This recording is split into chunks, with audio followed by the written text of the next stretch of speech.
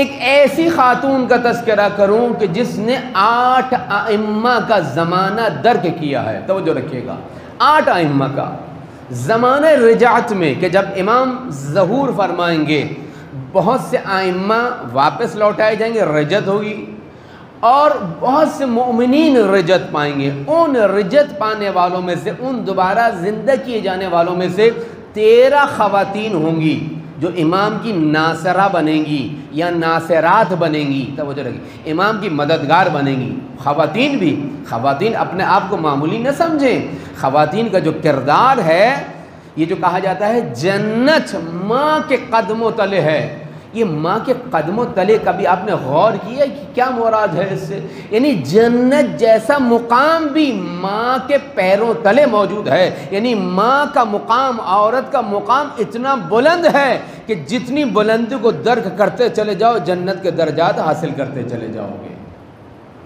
لہذا خواتین اپنے آپ کو، مردوں کا معاشرہ ہے، ہمارے یہاں مردوں کی دال گلتی ہے، خواتین کی دال نہیں گلتی، لیکن امام کے ناصروں میں 13 خواتین بھی شامل ہیں. اور ان 13 خواتین میں ایک یہ خاتون بھی شامل ہے جس کا نام حبابہ یا حبابہ والبیہ یا والبیہ لکھا گیا ہے تاریخ میں، جس نے 8 اماموں کا زمانہ در کیا ہے. کوئی معمولی بات نہیں ہے. 2 مرتبہ اسے جوانی لوٹائی گئی ہے. امام رضا کا لباس اس کا کفن بنا ہے، اور اس کو امام کی معیت، امام کی نصرت، امام کی شاگردگی، امام کے محضر میں زان و ادب طے کرنے کا صلہ یہ ملا کہ اس کو امام زمانہ کے ساتھ ان کے زمانے میں دوبارہ زندہ کیا جائے گا تاکہ یہ امام کی ناصرہ بن سکے. مل کے درود بھیجئے محمد وعلی محمد. یہ کون ہے؟ ایک عام مومنہ ہے، امیر المومنین امام علی ابن ابی طالب علیہ السلام کے زمانے میں جی رہی ہے. شرطۃ الخمیس، یہ شرطۃ الخمیس ایک فوجی علاقہ ہے جہاں پر مولا کائنات ایک تازیانہ لے کر ایک مچھلی فروش کو تازیانہ لگا رہے ہیں کہ وہ ایک ایسی مچھلی کو بیچ رہا تھا جو جائز نہیں تھی. مولا نے کہا اے بنی اسرائیل و بنی مروان کے مسخ شدہ گان کی مچھلی بیچنے والے. تو وہاں جو لوگ کھڑے تھے انہوں نے پوچھا کہ بنی اسرائیل تو سمجھ میں آتے ہیں، بنی مروان کے مسخ کون سے لوگ ہیں؟ امام علی ابن ابی طالب فرماتے ہیں وہ لوگ جو داڑھی کو مونڈ کر اپنی مونچھوں کو تاؤ دیتے ہیں وہ بنی مروان میں سے ہیں. وہاں پر یہ خاتون کھڑی تھی.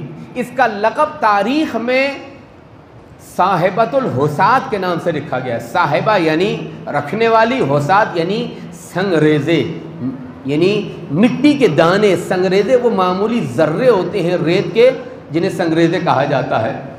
صاحبۃ الحساد کہا جاتا ہے. تاریخ میں اس کو صاحبۃ الحساد کے نام سے یاد رکھا گیا ہے. یعنی تاریخ میں جہاں پر بھی صاحبۃ الحساد آ گیا اس کا نام حبابہ ہے یا حبابہ ہے، دونوں طریقے سے لکھا گیا ہے. یہ امیر المومنین کی یہ اس ماجرا کو دیکھ رہی تھی. امیر المومنین جب واپس پلٹے تو یہ بھی واپس آئی اور کہا کہ مولا بتائیے آپ کی امامت کی دلیل کیا ہے؟ توجہ رکھیے گا، مولا آپ کی امامت کی رہنما کیا ہے؟ میں کیسے سمجھوں کہ آپ بھی امام ہیں اور آپ کے بعد جو آنے والے ائمہ ہیں وہ بھی امام برحق ہیں؟ کوئی جھوٹا دعویٰ نہ کرے. توجہ رکھیے گا، اتنی شارپ مائنڈ یہ خاتون ہے. توجہ رکھیے، امام علی سے دعویٰ امامت پوچھ رہی ہے. توجہ رکھیے گا، یعنی شاگردگی اختیار کرنے کی بھی دل گردہ چاہیے. ائمہ کا شاگرد ہونا کوئی معمولی بات نہیں. 8 ائمہ کی شاگرد ہے یہ لبابہ نامی خاتون. امام علی نے کہا یہ سامنے جو ریت پڑی ہے حبابہ یہ میرے پاس لے آؤ.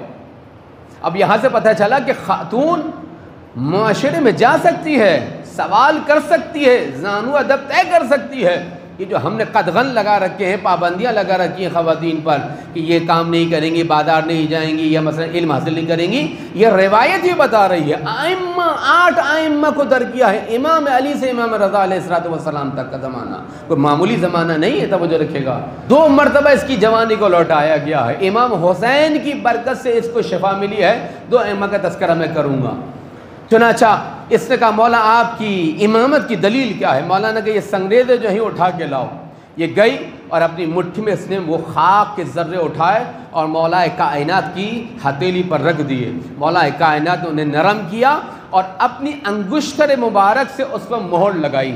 مولا کی انگشتر مبارک پر علی نام لکھا تھا، مولا نے سنگریزوں پر علی کے نام کی مہر لگا دی اور کہا یاد رکھنا میرے بعد جو بھی امام یہ کام کرے سنگریزوں پر مہر لگائے، توجہ رکھیے گا۔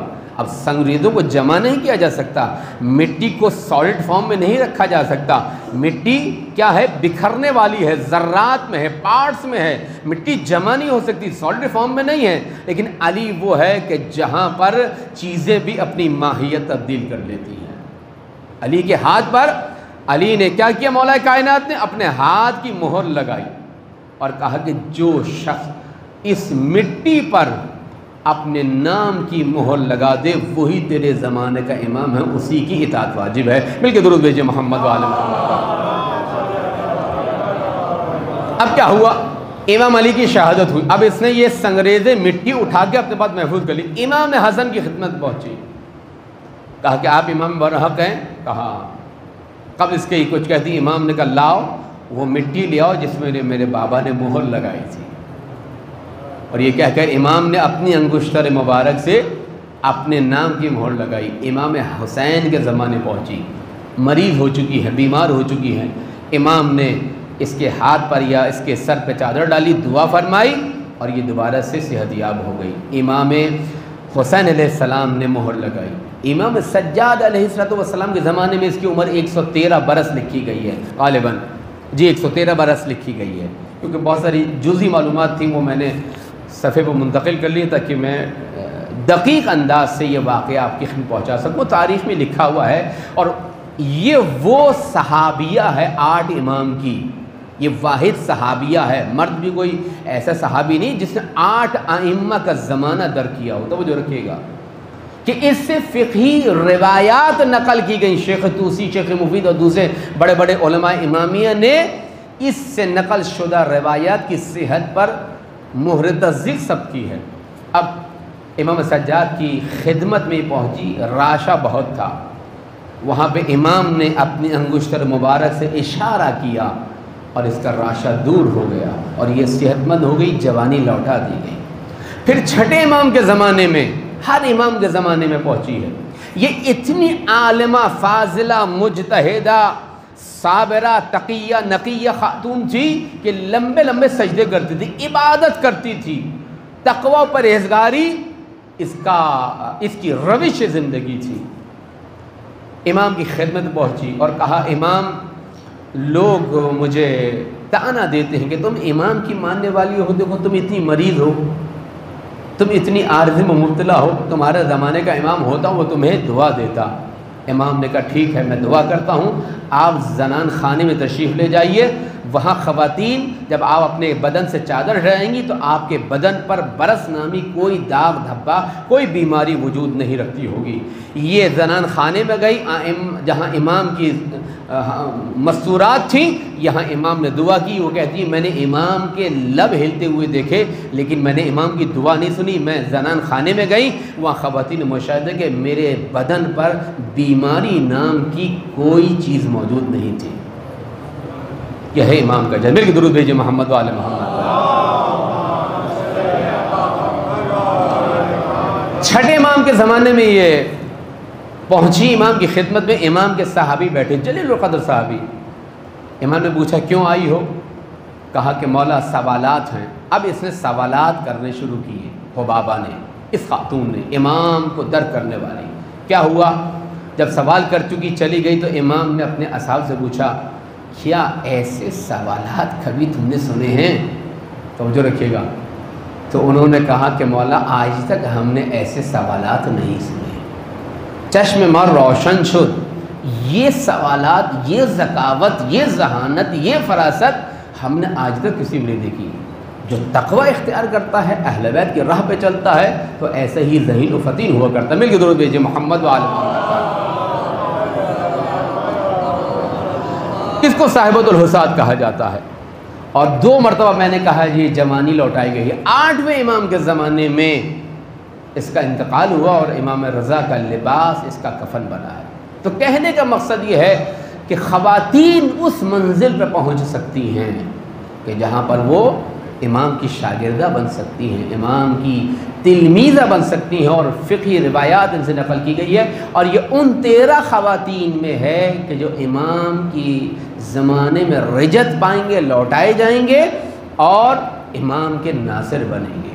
اب وہ نصرت کا انداز کیسا ہوگا؟ ظاہری بات ہے کہ تلوار سے جہاد تو خواتین پہ ساقط ہے، لیکن امام پھر ان سے انہی کے مطابق جو ہے ان سے کام لیں گے اور انشاءاللہ وہ نصرت فرمائیں گے۔ مل کے درود بھیجیں محمد و آل محمد۔